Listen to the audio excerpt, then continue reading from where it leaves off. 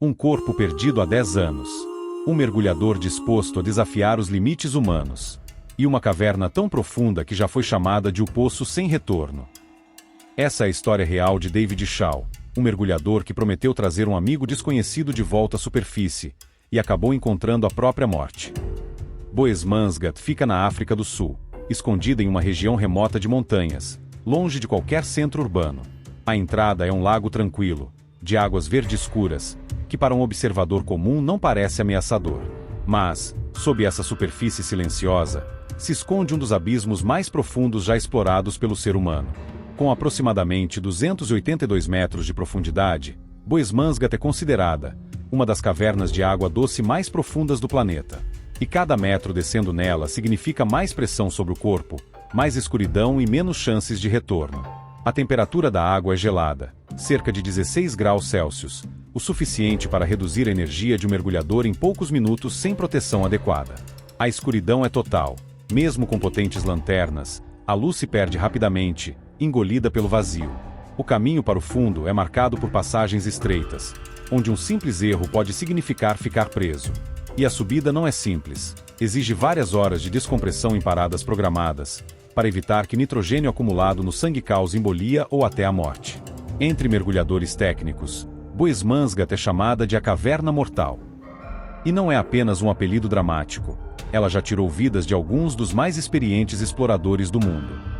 Em 1994, um jovem mergulhador sul-africano chamado Deon Dreyer, de apenas 20 anos, fazia parte de uma expedição à temida caverna Boesmansgat. Deon era considerado promissor no mergulho técnico, apaixonado por explorar lugares onde poucos ousavam chegar. Aquela não era sua primeira vez em profundidade, mas seria, sem dúvida, o mergulho mais desafiador de sua vida. Durante a subida, já próximo aos 270 metros de profundidade, algo aconteceu. Até hoje, as causas não foram confirmadas. Poderia ter sido desorientação causada pela narcosis, um fenômeno em que o excesso de nitrogênio no sangue afeta o cérebro como se fosse álcool. Ou talvez uma falha no equipamento, ou até um mal súbito. O certo é que ele se separou do grupo e desapareceu na escuridão. Em um ambiente tão extremo, cada segundo conta, e qualquer tentativa de busca significava arriscar mais vidas. As equipes que estavam na expedição chegaram à conclusão mais dolorosa possível. O corpo de Deon não poderia ser recuperado. A profundidade e o risco eram simplesmente altos demais. E assim, ele permaneceu lá embaixo, no mesmo ponto onde a vida o abandonou, por mais de uma década. Para os mergulhadores que ousavam entrar em Boesmansgat, o nome de Deon Dreyer virou parte da lenda. Um lembrete constante de que naquela caverna, qualquer erro pode ser o último.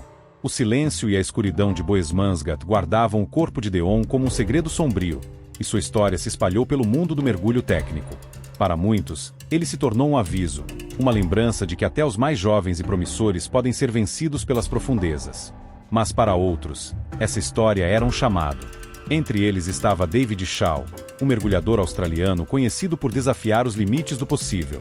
Ele não via Boesmansgat apenas como uma caverna perigosa, mas como um desafio pessoal. Ao ouvir sobre Deon, decidiu que não apenas exploraria aquele abismo, como também prometeu à família de Deon que traria o corpo de volta para a família do mergulhador. Era uma promessa arriscada. Alguns diziam que era impossível, outros, que era loucura, mas para David Shaw, era uma missão de honra. No dia 8 de janeiro de 2005, David Shaw começou a sua busca pelo corpo de Deon Dreyer. O dia estava calmo na superfície de Boesmansgat, mas lá embaixo, a escuridão esperava. David Shaw vestiu seu equipamento com precisão quase cirúrgica. Ele sabia que aquele poderia ser seu último mergulho, e não era figura de linguagem. Com cada fecho apertado e cada mangueira verificada, ele se preparava para descer mais fundo do que quase qualquer humano já havia ido. A luz do dia desapareceu já nos primeiros metros, e tudo passou a depender das lanternas presas ao seu traje. O peso da água aumentava a cada minuto, a pressão esmagando seu corpo e testando seu equipamento. Ao chegar a cerca de 270 metros, ele viu o corpo de Deon Dreyer, imóvel, preso ao fundo por cabos e sedimentos. David começou a missão: abrir o saco de recuperação, envolver o corpo e soltá-lo do fundo. Mas algo estava errado. Gases acumulados no cadáver faziam com que ele flutuasse e resistisse a entrar no saco. O equipamento enroscou, a linha guia se confundiu, e cada movimento exigia esforço físico extremo.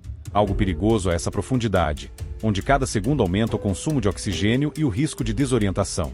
Sua respiração se tornou mais pesada. As horas passavam e lá em cima, Don Shirley percebeu que David estava demorando mais do que o planejado, mas não podia descer até ele sem colocar a própria vida em risco. As últimas imagens gravadas pela câmera de David mostram movimentos cada vez mais lentos, até que ele para completamente. Ali, no mesmo ponto onde Deon morreu 10 anos antes, David Shaw também foi vencido pelas profundezas. 2 dias depois do mergulho fatal, enquanto a equipe recolhia os equipamentos deixados no fundo, algo inesperado aconteceu.